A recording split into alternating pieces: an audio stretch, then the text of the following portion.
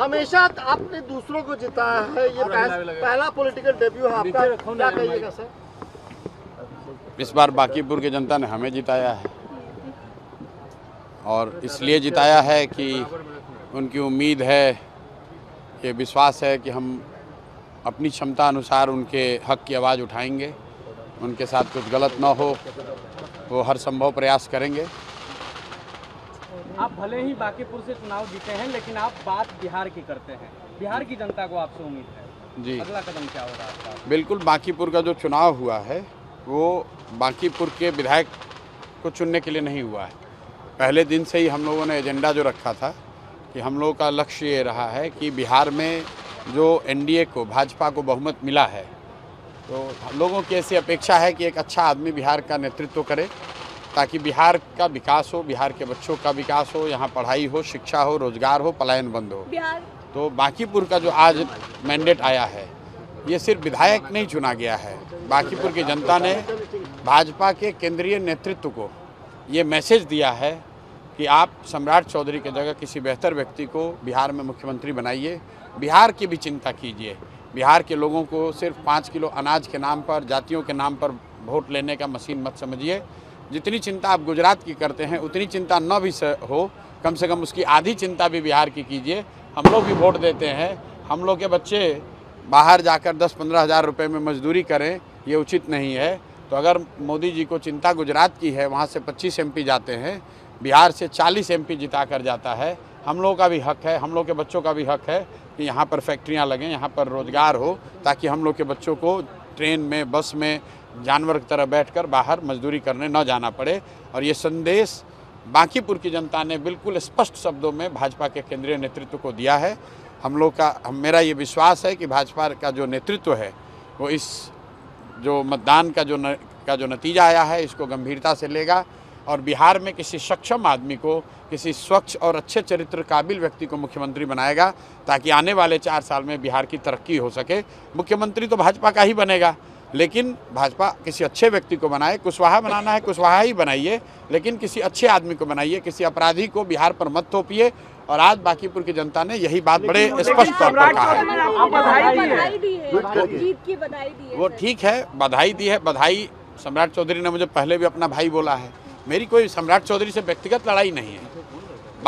लड़ाई इस बात की है कि 13 करोड़ बिहार के लोगों का जीवन सुधारने के लिए क्या हम लोग को कोई काबिल व्यक्ति हम लोग का नेतृत्व करना चाहिए, या कोई ऐसा व्यक्ति नेतृत्व करना चाहिए जिसका चाल चरित्र, चेहरा खुद ही क्वेश्चनेबल है। बात व्यक्ति की नहीं है, बात इसकी है कि बिहार आज देश का सबसे गरीब और पिछड़ा राज्य है।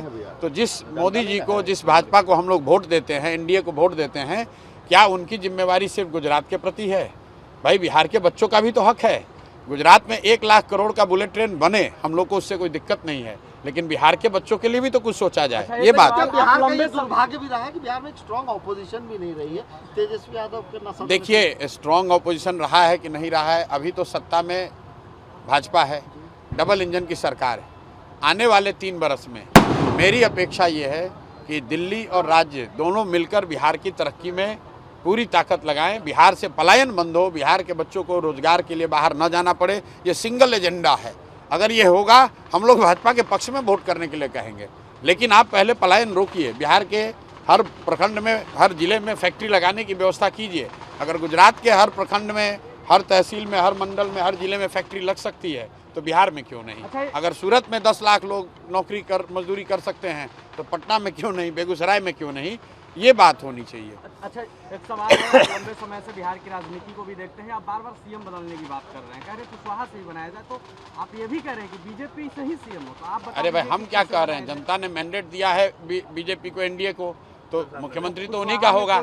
हम लोग ये कह रहे हैं भाई, किसी काबिल व्यक्ति को बनाइए, उस व्यक्ति को बनाइए जो बिहार में शिक्षा सुधारे, उस व्यक्ति को बनाइए जो बिहार में रोजगार लेकर आए, उस व्यक्ति को बनाइए जो बिहार में पलायन बंद करे। किसी जाति का हो, किसी विचारधारा का हो, उससे कोई फर्क नहीं है। बिहार में सुधार होना चाहिए। हमारे विधायक बनने से बिहार में सुधार नहीं होगा। हमारे विधायक बनने से, यहाँ भाजपा के आज हारने से जो संदेश भाजपा को लेना चाहिए, अगर वो इस संदेश को लेंगे, बिहार में सुधार के लिए कोशिश करेंगे, तो निश्चित तौर पे बिहार के लोगों का फायदा होगा। हम लोग तो अपनी ओर से कोशिश करेंगे ही। जब ये विधायक की नहीं थी तो भी बिहार के लोगों के लिए आवाज उठा रहे थे, आगे भी और मजबूती से उठाएंगे। जेन ज़ी का प्रोटेस्ट भी एक बड़ा फैक्टर साबित हुआ है चुनाव में। बांकीपुर में जो वोटिंग का पैटर्न है उसमें युवाओं ने बहुत बढ़ चढ़कर वोटिंग में हिस्सा नहीं लिया है। एक तरीके से ये अफसोस की बात है, लेकिन जेन-ज़ी को लेकर जो देश में माहौल है उसका असर जरूर यहाँ भी पड़ा होगा। लेकिन ऐसा नहीं देखा गया कि युवा कोई बहुत बड़ी संख्या में निकलकर अलग से वोट किया हो कि लोगों ने।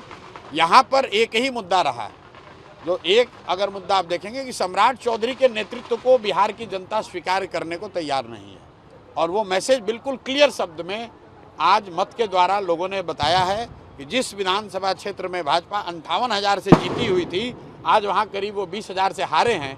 अंदाज़ा लगाइए, करीब 78,000 लोग 6 महीने में अगर उन्होंने अपना मत बदला है, इसका मतलब है कि वो सम्राट चौधरी, जो एक ही निर्णय हुआ है इसमें अलग जो नवंबर के मुकाबले, वो है सम्राट चौधरी के मुख्यमंत्री बनने का, तो ये उसके खिलाफ वोट है। सर, कांग्रेस के कई वरिष्ठ नेताओं ने भी कहा था कि प्रशांत किशोर को सपोर्ट किया जाए ज्वाइंट कैंडिडेट के रूप में, तो क्या आने वाले समय में कांग्रेस के साथ? देखिए, ऐसा है, जन स्वराज चुनाव लड़ा है और जन स्वराज के साथ समाज का हर वर्ग, हर तबका, हर विचारधारा के लोग, हर दल के लोग चुनाव लड़ने में मदद किए हैं।